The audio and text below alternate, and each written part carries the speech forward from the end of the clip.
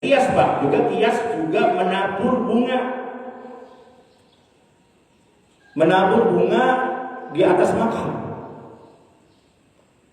Apa hukum kias? Jadi ada golongan orang yang menyatakan kembali kepada Al-Quran dan Sunnah. Ini Pak, ini hati-hati nih, banyak banget yang menyatakan Al-Quran dan Sunnah, tapi mengabaikan ijma dan kias. Pada ulama-ulama fikih, ulama ahli hadis menyatakan dasar hukum kita itu ada 4 Pak. Al-Quran, Sunnah, ijma, dan kias.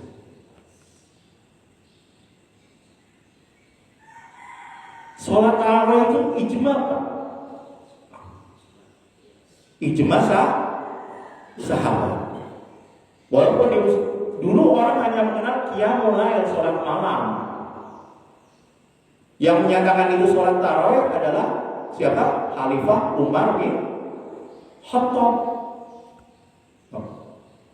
Dan disetujui oleh para sahabat yang lainnya, itu namanya ijma. Ya. Kias apa? Kias adalah menetapkan hukum yang tidak ada dalam Al-Quran dan Sunnah dan mempersamakannya, menganalogikannya dengan apa yang terdapat dalam Al-Quran dan Sunnah karena adanya ilat, Pak. Adanya ilat.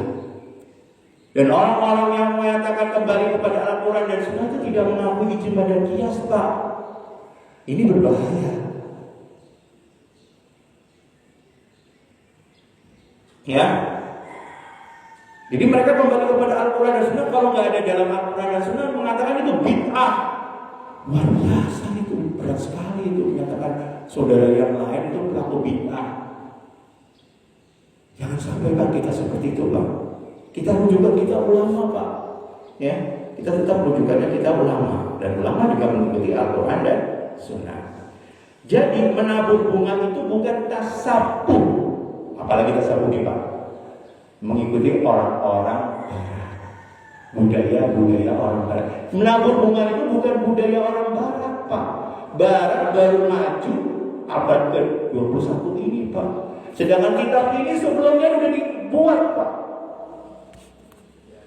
Sudah ada. Kitab-kitab kita ini sudah lebih tua daripada peradaban barat.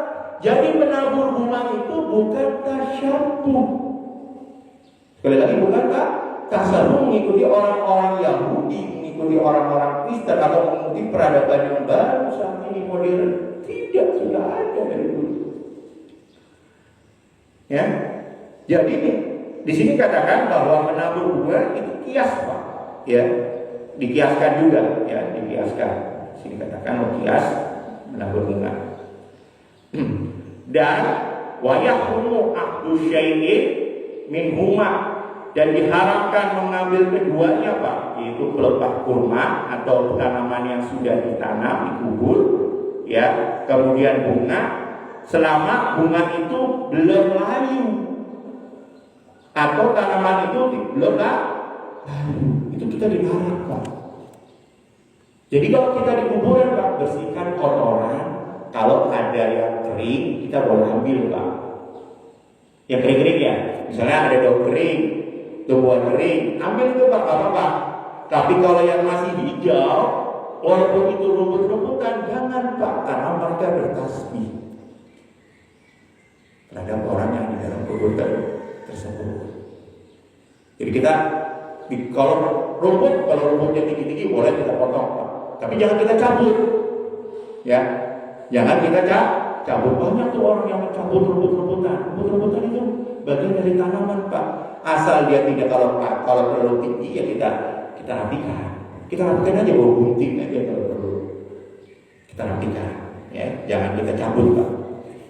Nah ini kita seperti itu Pak. Ya. Jadi sekali lagi diharapkan Pak kita mengambil keduanya kalau belum kering Pak, ya. Ya. Kenapa di sini katakan di dalam kitab ini, ya, kalau kita mengambil pelepah kurma atau tanaman itu, ya, itu memutus kemanfaatan bagi mayit Pak. Ya, di sini katakan sebagaimana disediakan adalah hadis Nabi Muhammad SAW. Dan kalau kita ya membuang bunga yang belum kering, ya, maka ini memutuskan hak-hak mayit, ya, karena bunga itu harum, Pak.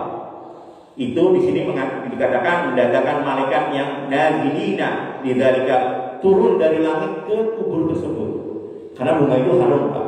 Ya, jadi ya itulah kenapa bagi yang masih bunga-bunga yang masih hijau, ya jangan kita buang, Pak. Ya jangan kita buang. Yang masih belum kering jangan dibuang. Karena kalau bunga dibuang ini, karena bunga itu harum, itu mendatangkan malaikat yang turun dari langit. Qalahu syekhana, ya bagaimana ini dikatakan oleh guru kami dari pengarang kitab ini, yaitu Ibnu Hajar Al-Haytami dan Imam Ziyad.